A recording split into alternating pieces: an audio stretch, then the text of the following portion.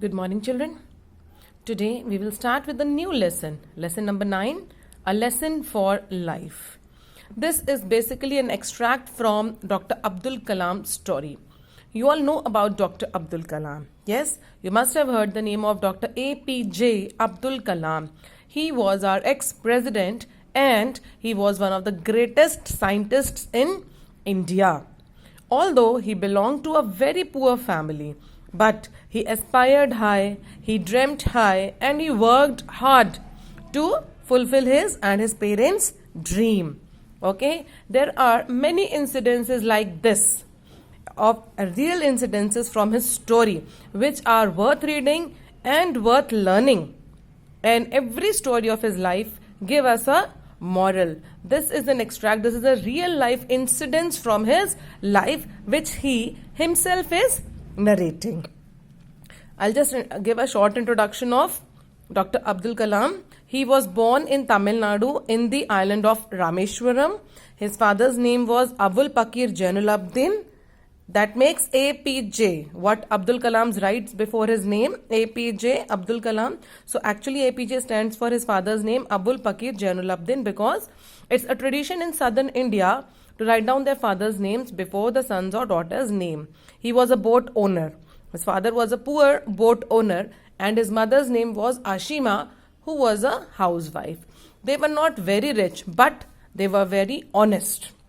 And there are many incidences from his life which he has narrated. Okay, so this is one of them. And here also he himself is the narrator. Now we shall start reading the lesson and I'll explain you meanwhile. While I am with you, I would like to share an important message from my father, Janab Abul Pakir Jainulabdin gave me a lesson when I was a young boy. So here Abdul Kalam is saying that he wants to share some lesson, some message which his father, Janab Abul Pakir Jainulabdin has given to him when he was a young boy. Here you can see when he was small. Rameshwaram Island was a beautiful place with a population of 30,000 people. So where he was born in Rameshwaram, it has only at that time 30,000 people. It was just after India got its independence. My father was elected as president of Rameshwaram Panchayat Board. So his father was elected as the president, and this we are talking about the time when India got independence, and it was in 1947. So his father was elected as president of Rameshwaram Panchayat Board.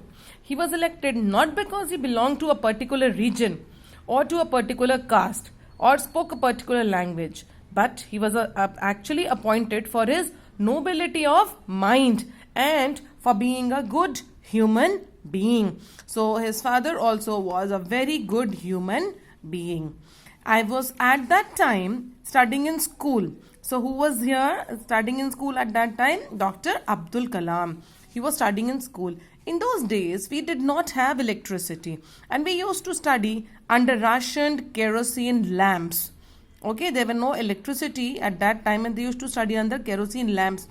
So once when he was reading a lesson aloud to myself, when I heard a knock at the door, there was someone who was knocking at the door.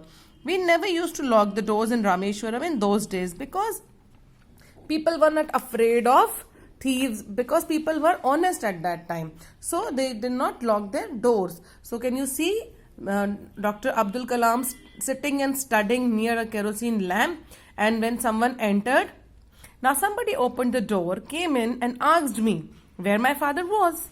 I told him that father had gone for evening namaz. You know, special community or people of Muslim community, they actually offer namaz to God.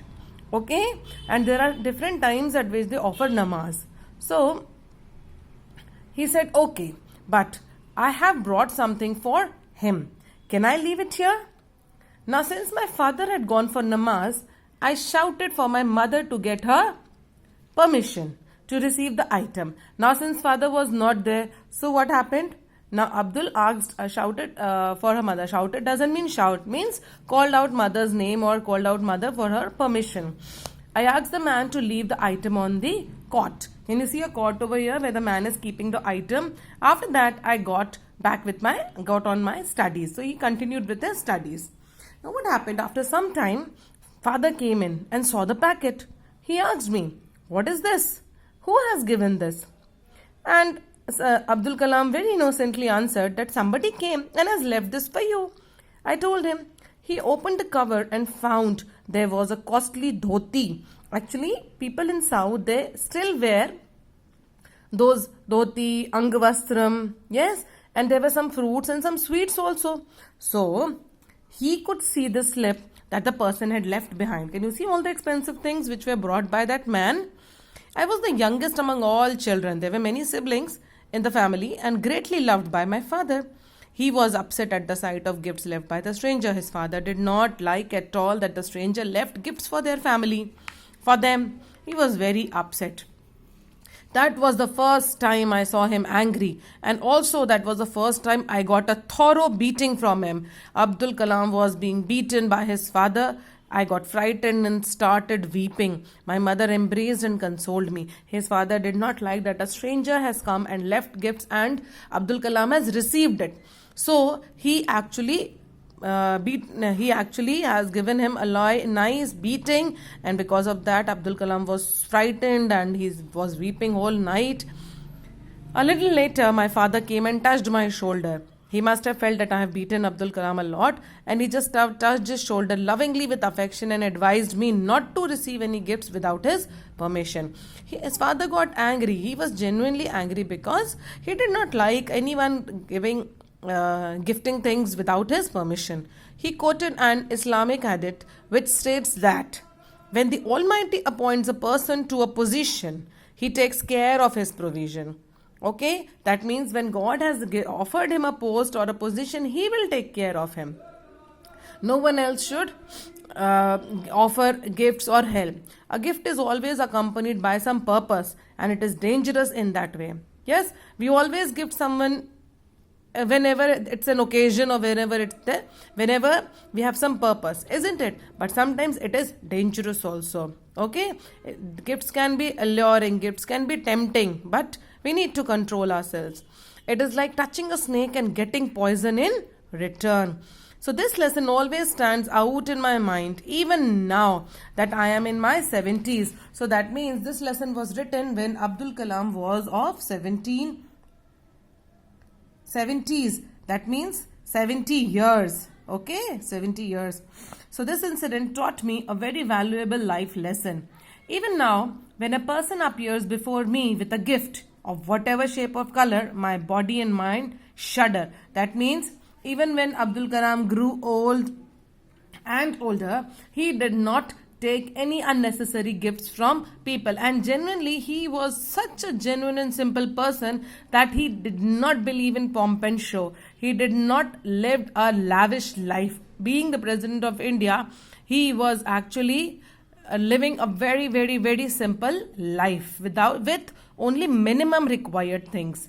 So the boy in the story went on to become the 11th President of India. So he became the 11th President of India, Dr. APJ Abdul Kalam. He was born on 15th of October 1931 in a Tamil Muslim family to Jainul Abdin, a boat owner, and Ashima, a housewife at Rameshwaram in the Indian state of Tamil Nadu.